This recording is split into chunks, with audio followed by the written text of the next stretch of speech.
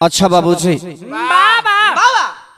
हम गायक Ramesh Yadav, gram पनिक्सा, post Jakhania, जिला गाजीपुर, और अपने एमडी म्यूजिक चैनल के सौजन्य से एक दुखद घटना कांड के रूप में पेश बा।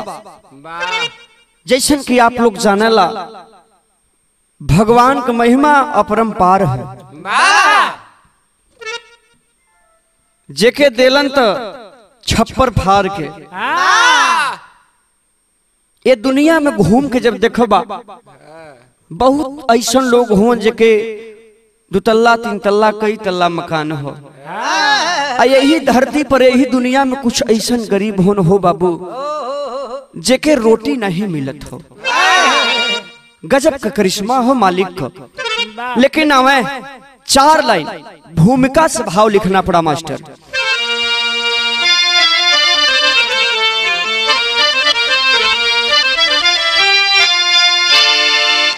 गजब तेरा जलवा है जग में निराला,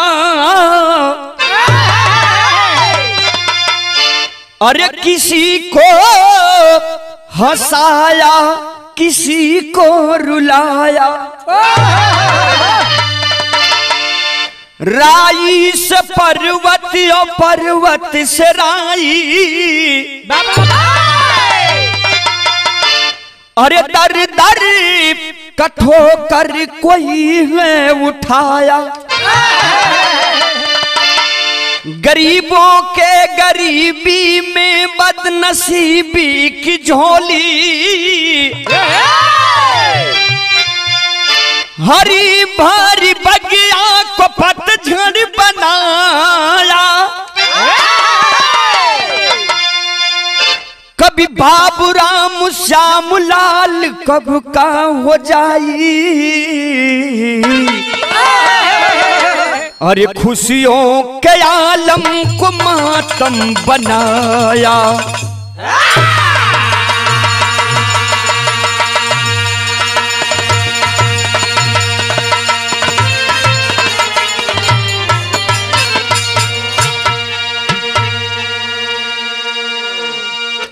कभी बाबूराम श्याम लाल कब का हो जाई, खुशियों के आलम को मातम बनाया।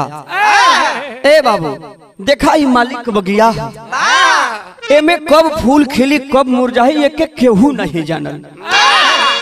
लेकिन हम यह बताइला, जे भी दुनिया में जन्म ले ले, धरती पर जन्म ले ले हो बाबू, कुछ ऐसा कर्म करा ताकि मर जाने के बाद भी नाम ये धरती पर अमर रहे। बिरहा के अंदर एक लाइन गजल के अंदर भाव हो।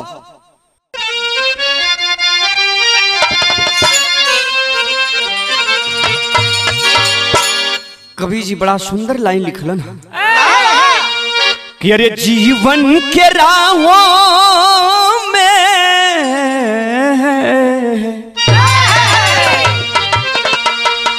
अरे जीवन के राहों में समय का ही खेला है,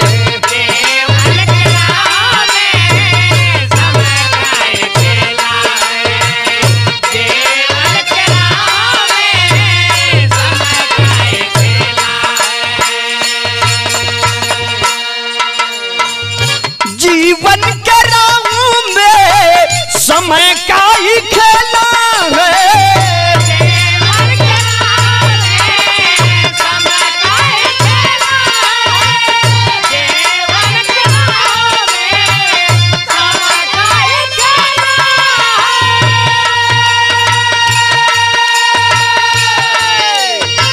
समय का ही खेला है। कभी महकाया चल गए, कभी महकाया चल गए, कभी वह अकेला है,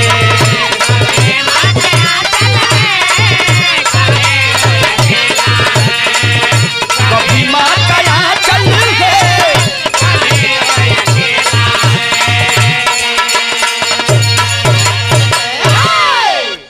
कभी माँ का आंचल है, कभी वह अकेला। ऐ भैया गौर करेंगे, देखा 4 दिन की जिंदगी है। कभी भी आदमी के बाबू से घमंड नहीं करे के चाहिए। घमंड तो भगवान का ना रहल, हम और आप तो इंसान है। कर्म बढ़िया करवा, ओकर फल तो के बढ़िया मिली, वही अनुसार तोहार नाव गवाई। आइए जरा कहानी पर गौर करिए, यही से कहानी की शुरुआत होती है।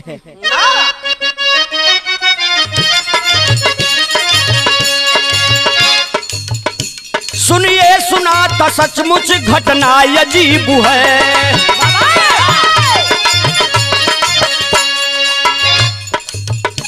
जनपद जौनपुर के बिल्कुल करीब है।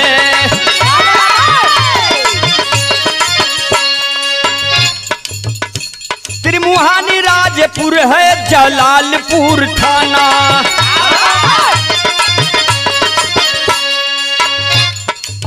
दिलीप निषाद का जहां पर बसा है घराना।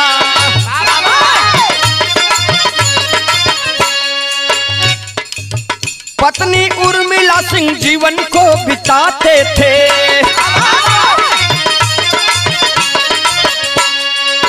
परिवार खातिर ऑटो रिक्शा को चलाते थे।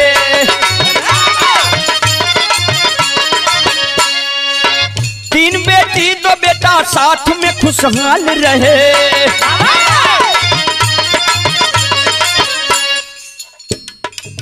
राम सिंह जय सिंह को पाके वह निहाल रहे।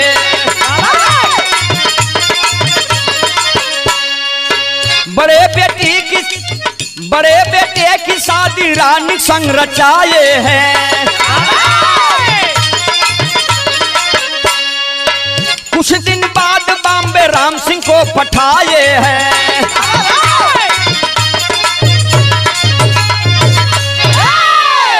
कहानी के आप लोग समझ ला बाबू जी। उत्तर प्रदेश के जिला जौनपुर में बताया गया, वही त्रिमुहानी ग्राम राजेपुर थाना जलालपुर हो बाबू। वही रहे वाला जेकर नाम दिलीप निषाद बताया गया, जेकरे धर्म पत्नी के नाम बाबू से उर्मिला बतावल गई। देखें, उर्मिला और दिलीप निषाद बाबू से किसानी करके ऑटो रिक्शा चला करके बाबू जी परिवार का भरण पोषण होत हो। गोद में 3 ठे बिटिया, जौन तीनों बिटिया बढ़ रही। 2 ठे बेटवा, जौने बेटवन का नाम, बड़े बेटे का नाम राम सिंह निषाद और छोटे बेटे का नाम जय सिंह निषाद रखे। ए बाबू, धीरे धीरे समय बीतत गई। तीनों बिटियन की शादी हो गई। अपने गट्टा के बल पर, मेहनत के बल पर वह दिलीप निषाद ऑटो रिक्शा को चला करके 3 बेटियों की शादी कर देते हैं और दोनों बेटवन का पढ़ाई लिखाई जारी हो, परिवार का पालन पोषण होत हो। लेकिन धीरे धीरे राम सिंह भी शादी जोग हो गईलन।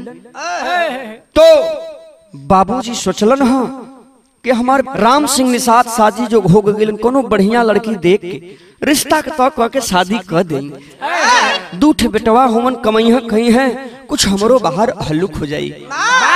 ए बाबू, वही गौर करिहन, यही बात को सोच करके बाबूजी एक रानी निषाद से रिश्ता तय होता है और धूमधाम से राम सिंह की शादी भइल हो बाबू। वापस दुल्हन आई ले, खुशी का ठिकाना नहीं, बस समय बीते कुछ दिन समय बीतल। एक दिन परिवार इकट्ठा भइल। राम सिंह निषाद के उनकर पापा दिलीप निषाद, मम्मी सब लोग समझाओ तो उनके बेटा परिवार बढ़त हो, तो हर बाबू कभी अवस्था डहलत, आखिर अकेले कमा के कितना खिए, कितना गुजर बसर करिए। ए बेटा, जाके बाहर तू कुछ काम दाम करता, कुछ 2 रुपया पैसा कमाता, कुछ बाबूजी कमाते। कहे से कि जैसे निषाद अभी छोटा हुआ कमाता बेटा, तो परिवार के पालन पोषण बढ़िया से। यह बात मान करके राम सिंह निषाद जा करके बॉम्बे में बाबूजी काम करने लगे। पैसा रुपया भेजे लगलन, थोड़ा घर द्वार बनल हो, खुशी का ठिकाना नहीं बा। लेकिन इतने में एगो घरे में और खुशहाली आई। उनके पत्नी के कोख में एगो बेटवा के पैदाइश भइल। जब बेटवा के पैदाइश भइल खबर राम सिंह के बम्बई में छोटका भाई जयसिंह फोन से देत हुन। तो यहाँ एक ठे गीत लगल है मास्टर।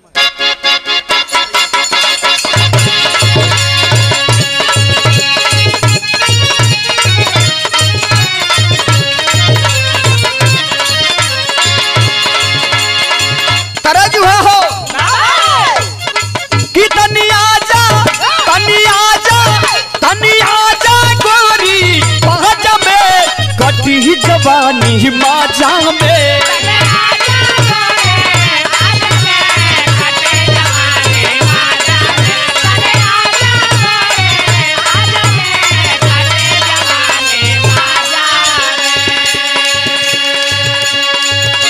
दर्द रहल, लेकिन उधर दिलीप निषाद के परिवार में खुशी का ठिकाना नहीं हो। छोटका भाई जय सिंह निषाद बड़े भाई राम सिंह निषाद को खुशहाली की खबर देते हैं। कवि जी भाव लिखलन हाँ, अरे भेजले खबर खुशहाली में खिलल सुमन एक डाली में।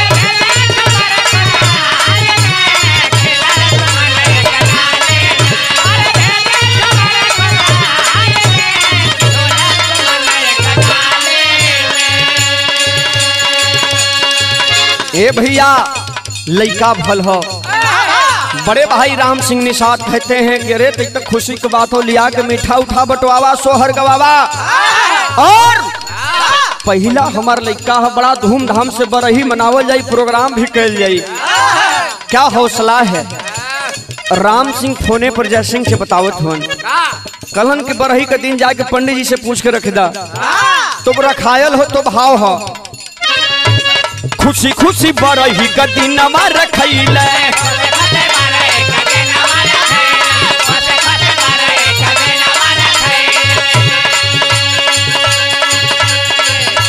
गावे खातिर प्रोग्राम समर सिंह का कैले।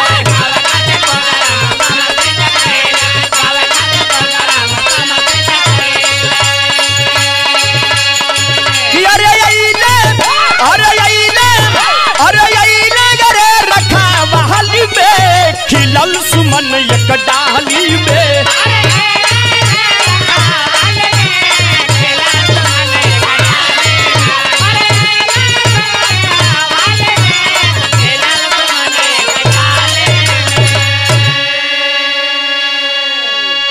हे बाबू 3 जून 2018 को बेटवा को पैदाइश भइल रहल, लेकिन पंडित जी से जब पूछायल हो तो पंडित जी बतौलन कि बरही 13 जून 2018 के पड़ी। अरे भैया राम सिंह कहलन की सारी व्यवस्था करो, जितना रुपया पैसा लगेगा। यही नहीं, बॉम्बे से ही फोन करके समर सिंह का प्रोग्राम भी ऑर्केस्ट्रा को हो गई। गांव जवार में बड़ा चर्चा का विषय बन गई कि रे बाप राम सिंह निषाद के यहाँ पर ही हो। इधर देखें जब राम सिंह बॉम्बे से घरे अलन सारा देख रेख करे बदे व्यवस्था करत हो बाबूजी। सबके यहाँ न्योता हकारी नात रिश्तेदार के देत हुवन। एक रोज अपने बुआ के घरे जात रहन, रास्ता में हुवन, तब तक उनकर पिताजी दिलीप निषाद अपने घर से कुछ ही दूर पर वहीं सई नदी और गोमती का संगम हो, वहीं नहाने के लिए जा रहे थे 12 जून को। ए भैया नहाए जात रहलन, तब तक कुछ दूर पहुंचलन, एक बगीचा है। कुछ दरिंदों ने उनको पकड़ करके बाबूजी गाली गलौज करने लगे। कुछ तू मैं बहल हो बाबू, ले जा करके बाबूजी मारे धमकाए पेड़ में बांध दिलन। इतनी मार मारे बाबूजी की आखिरकार वही दिलीप निषाद दम को तोड़ देते। देखा हो बाबू, देखा ही है मालिक का करिश्मा हो। एक तरफ खुशी हो, खुशी की तैयारी में पूरा परिवार जुटल हो, तब तक एक गम की खबर आती है। एक ठे गांव का लड़का फोन करके जय सिंह निषाद के और कहता है कि अरे जय सिंह, आपके पिताजी को कुछ अराजक तत्वों ने मारा पीटा और पेड़ में बांधे हुए हैं। छोटा भाई जय सिंह निषाद बड़े भाई राम सिंह निषाद को फोन किया। आधे रास्ते में पहुंचे, भाग पर आके एलन बाबूजी गईलन। वहां जब देखे हो बाबू आंख से आंसू चलत, तो यहाँ भाव हो।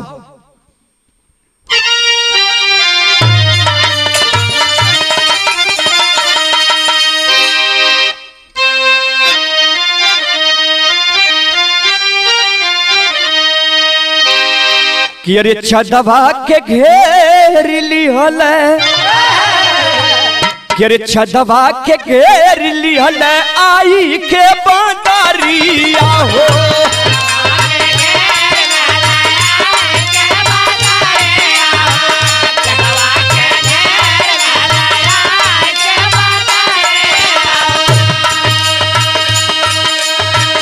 पेड़वा में बादल पवल पापा का शरीरिया हो। पेड़वा में बादल पवल बाबू का खबरिया हो। छदवा के घेर लिहल आई के बादरिया हो।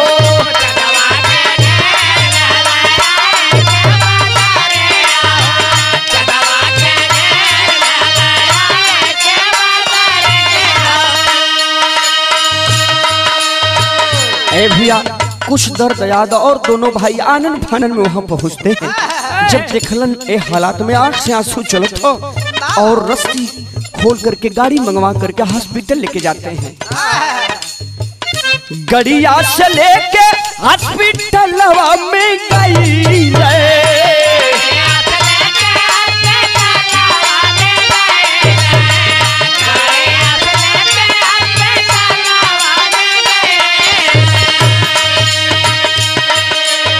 मृत घोषित डॉक्टर कई दे घरे लेके आइले।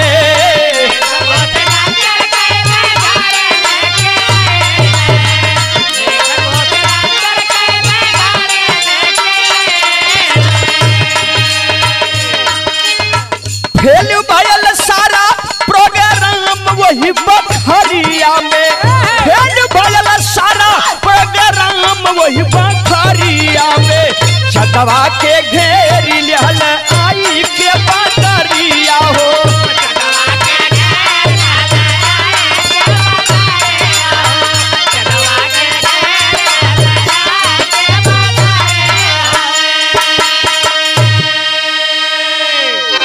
अरे बाबू आखिरकार जा करके 4 व्हीलर गाड़ी किए बाबूजी ले करके उसी में बैठा करके दोनों भाई रो रहे हैं। घरे भी रोन पीटन पड़ल हो।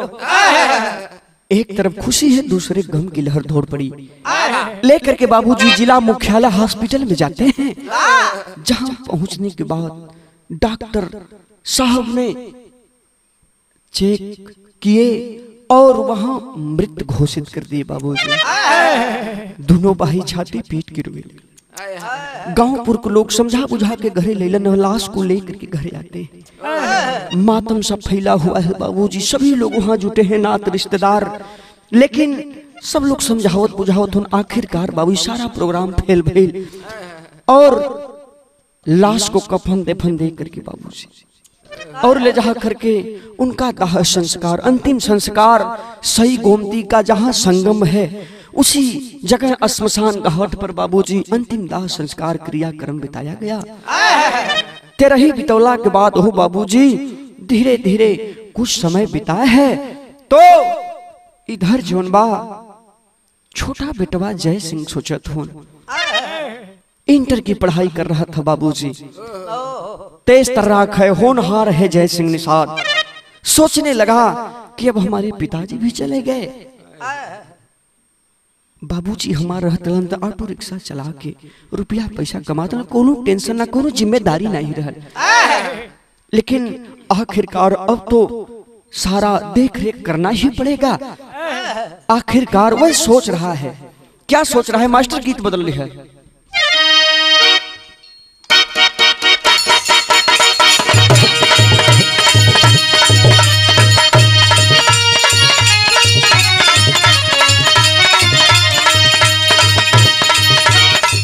तरज हुआ है मास्टर हमरे बदौलन है, देवी गीत का तरज हो का।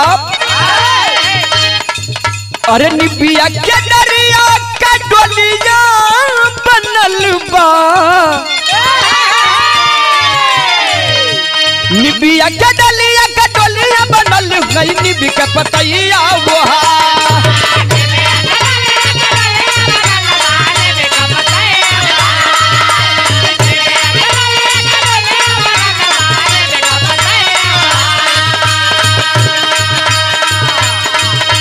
निबिया के डलिया के डोलिया बनल बहनी बी के पतैया ओहार देवलोक से चलनी वहाँ नीनू हो देवता बहन न कहा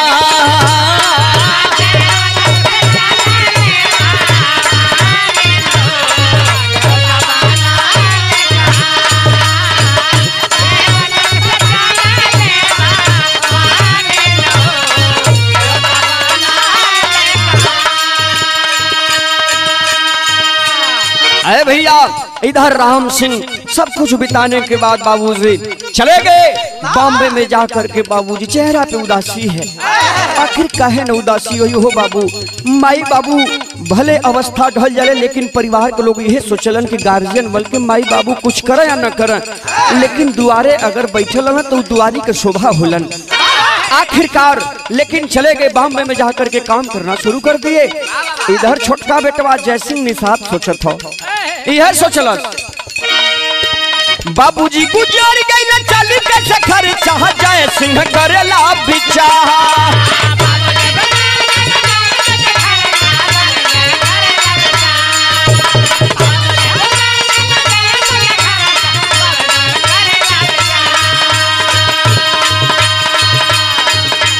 बाबूजी गुजर गई न चली के सखर चाह जाए सिंह कई के बिचार छोड़ी दिया नया पना पढ़ाइया नु हो कैसे चाली परिवार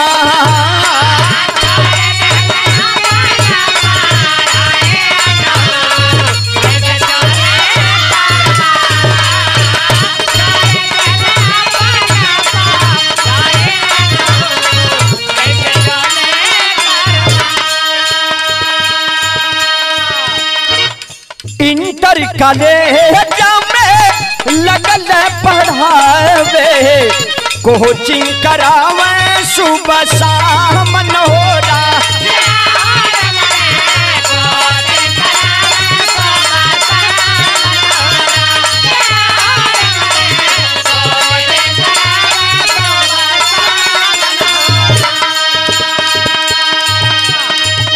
मिले लागल रुपया पैसा खुश भइले बनवात फिर से लिखवावलन अपन नाम नहोरा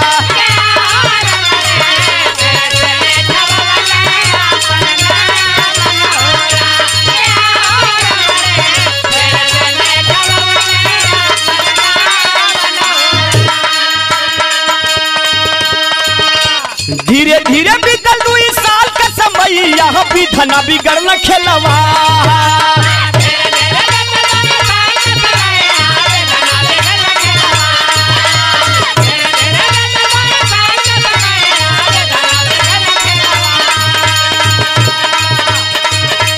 धीरे धीरे बीतल 2 साल का समय यहाँ भी धना बिगड़ना खेलवा 16 जुलाई 2020 न हो दिनवा रहल गुरुवार 16 जुलाई 2020 न हो दिनवा रहल गुरुवार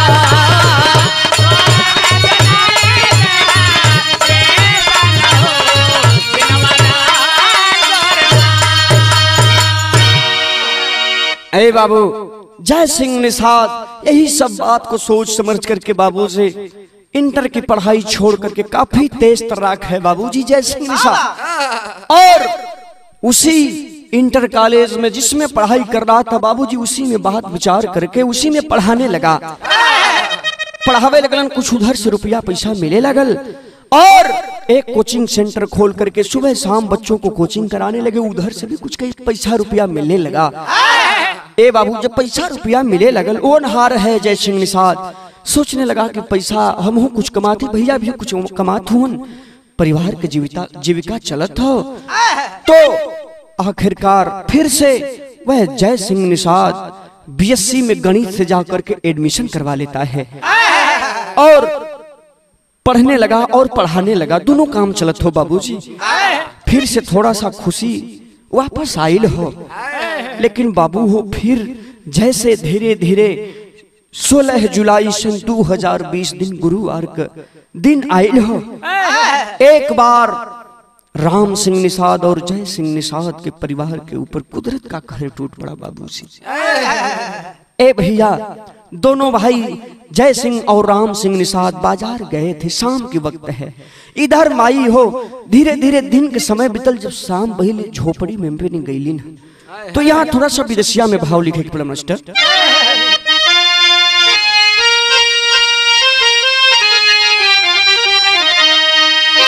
अरे दिनवा बितल आइल, अरे शाम के समय घरवा के अंदर जब गईलिन मातरिया,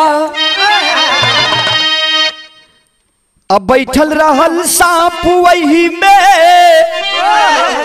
अरे जानना पवली हो, अरे काल बन के काटे खून, अरे बंगलाया मुरिया, अब बहू बेटी कपड़ा से अब बंधली मुरिया हो, राम सिंह जय सिंह के देखलिन खबरिया। ए बाबू, आखिरकार देखे ए भैया, उनकर मतारी हो शाम के वक्त अपनी झोपड़ी में गईलिन हम बाबूजी, कोनो सामान के हटावे बदे जैसे हाथ बढ़ वही एक कोबरा स्नेक, जेके भोजपुरी में सच्चा गेहूं कहल जाला। आखिरकार बाबूजी सर पर डस लेता है, डस के बिल में घुस गई और क्यों देखे नहीं पुलिस, खून बहत हो।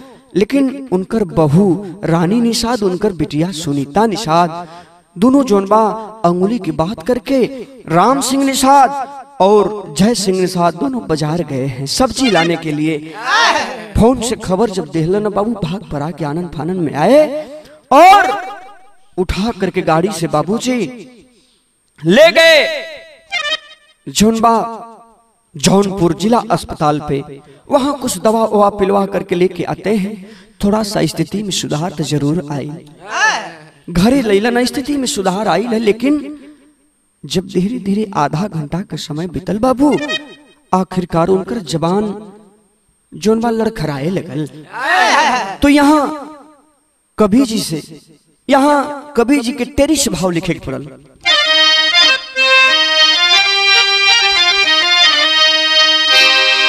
कि अरे मोरे राम, माता की ममता आंसू बन गई,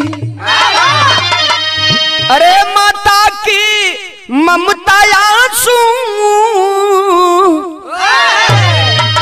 हो माता की ममता आंसू बन गई, हालत लगी बिगड़ने, रूठे आज विधाता, यार विधाता, यार विधाता। हालत लगी बिगड़ने, रूठे आज विधाता, माता की ममता आंसू बन गई। ए भैया, हालत बिगड़े लागल।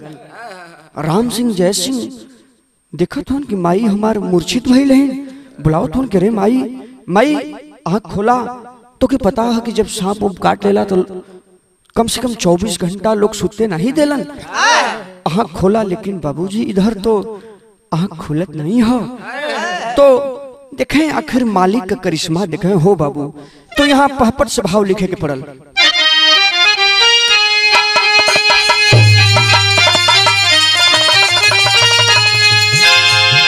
केरे काल चक्र के घूमल बन नजरिया वही बखरिया में, अचेत होके गिर गईली मतरिया वही बखरिया में।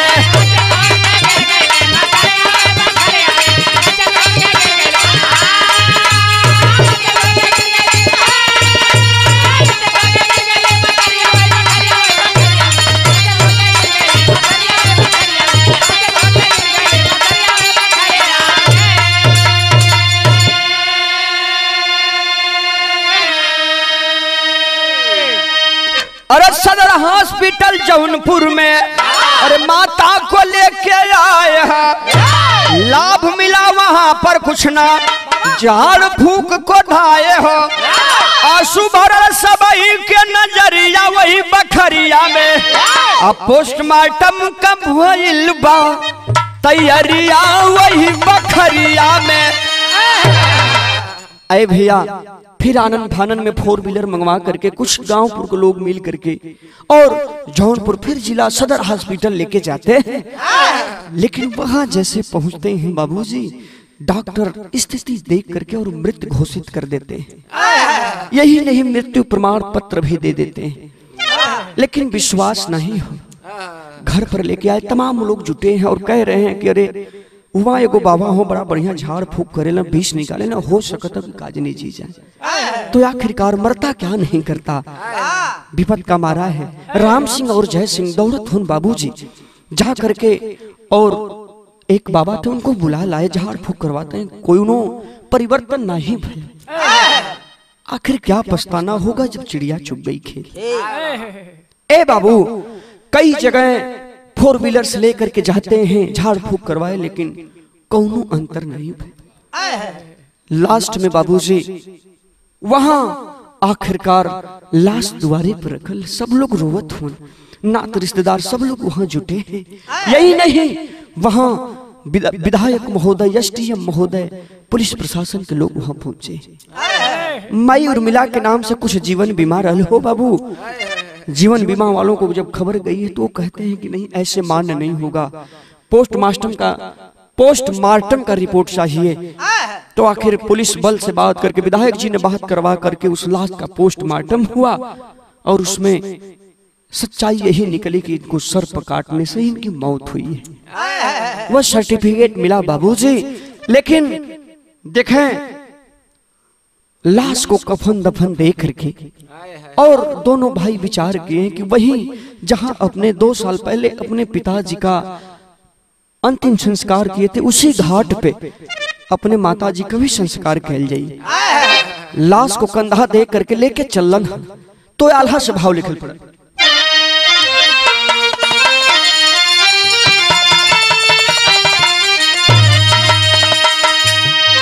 कि अरे समय का तकाजा भारी,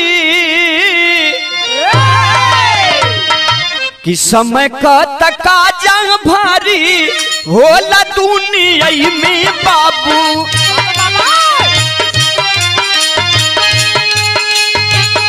राजा रंग संत चाहे होल जमींदारी,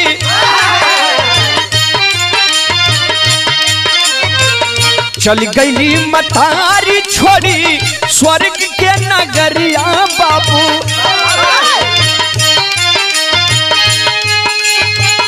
लसिया उठा के पहुंचे संगम के किनारे,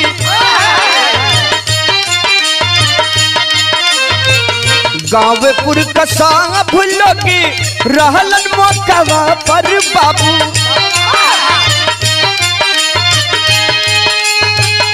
केलवा में बाधी छोड़े नदी जलधारी,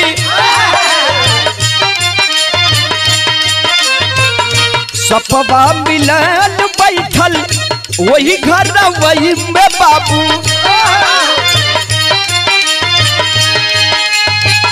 एक बित्ता फन करके कर फुफुकारी, लाठी डंडवा से मारी के गिरवलन भैया। लेकिन ऐसा घटना घटल कई बारी। आखिरकार बाबूजी लाश को उठा करके लोग परिजन रोते बिलखते हैं, लेकिन कंधा दे करके लाश को ले जा करके संगम के किनारे पे बाबूजी केला में बात के रीति रिवाज है, सर्प के काटने से जिसकी मौत हो जाती है बाबू, ओके लोग फूके ले नहीं, न तो दफनावेलन, सीधे केला के पेड़ में बांध के बाबूजी और परवाह करेला।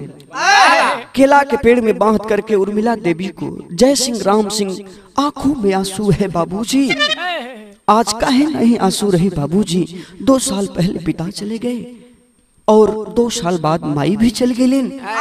सोचत हूं कि अब धीरे धीरे हमन के उबरले के समय आइल, दोनों लोग सर से साया उठ गयल। सभी लोगों के आंखों में आंसू है, परवाह कह के वापस जबैलन। ए बाबू, कुछ लोग सोचलन कि थोड़ा चल के देखल जा कि सांप वही में इतना न हो। जा करके जैसे बाबूजी थोड़ा सा एक टाटी रल जब उके हटौलन, उसी में पूरा जबरदस्त गेहूं कीड़ा बैठल बा। जैसे टलन फन काढ़ करके और फुफकारी मारे लगे। आखिरकार गांवपुर के लोग मिल करके उस सर्प को मार डालते हैं। मारने के बाद बाबूजी, लेकिन इधर विधायक जी और एसडीओ महोदय तमाम लोग पहुंचे फिर मौका पर और 2-2 लाख का चेक, 2 लाख का चेक राम सिंह निषाद को और छोटे भाई जय सिंह निषाद को 2 लाख का चेक देकर के सम्मानित किए। लेकिन बाबू हो, आखिरकार धन दौलत से माई बाबू का कर्जा नहीं भराई। दुनिया का कुल कर्जा भर जला हो बाबू, लेकिन माई का दूध का कर्जा ऐसा न क्यों भरलस नहीं भराई। अमृत के दहर केहू केतनो पियाई एगो माई बिना, कैसे करे जवा जुड़ाई ए भैया एगो माई बिना। लेकिन आखिरकार परिवार में मातम जरूर है। लोग समझावत बुझावत हन, अब तो जो होना था वो हो गया, होता वही है जो मंजूर खुदा होता है।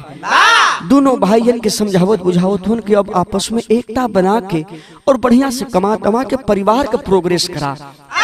लेकिन बड़ी ऊंची बात कभी जी खड़ी से लिखलन है।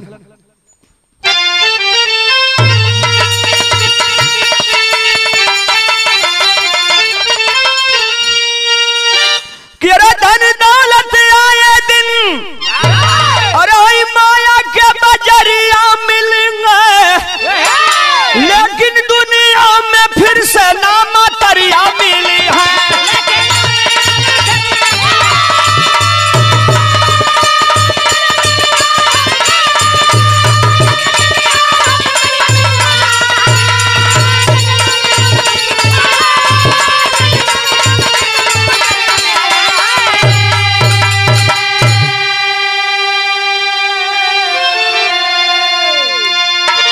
ए बाबू, धन दौलत रुपया पैसा चल जाई मिल जाई, लेकिन माई बाबू जी की धरती से चल जाई दोबारा वापस नहीं आवे के सत्य यही है। और ये भी सत्य है, जो इस दुनिया में इस धरती पर जन्म लिया है एक ना एक दिन सब कुछ छोड़ करके चल जाना है। ऐसे हम कहिला दरस बाबू, रविंद्र बाबू, निबू भैया, रमेश भैया, अजीत भाई, शोभेंद्र यादव, यही से कहिला कि देखा कबहू रुपया पैसा के चलते, रुपया पैसा के पाए के केहू से टूट के ना बोले के चाहिए, ना घमंड करे के चाहिए। तो आगे भाव लिखे पड़ल का, अरे ममता कया चल के ओढ़ाई फिर दोबारा, रोवा भैया बहिनी बहाया सुवन का धारा।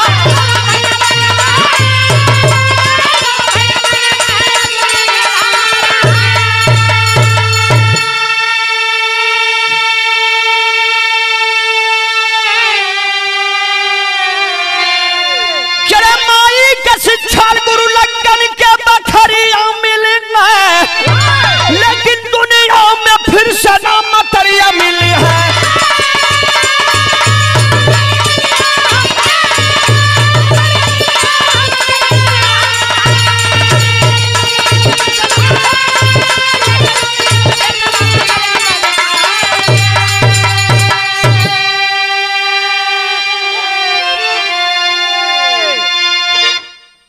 माई के शिक्षा गुरु लगन के बखरिया मिली है, लेकिन दुनिया में फिर से ना मतरिया मिली है। देखा हो बाबू, देखे माई बाबू के कोख में जब बेटवा पैदा होला तो प्राथमिक शिक्षा, प्रथम शिक्षा माई बाबू ही दिलन। जब तनी थोड़ा 3 बरिस 4 बरिस 5 बरिस को होलन दरस बाबू, तब विद्यालय भेजल जला, नाम लिखावल जला।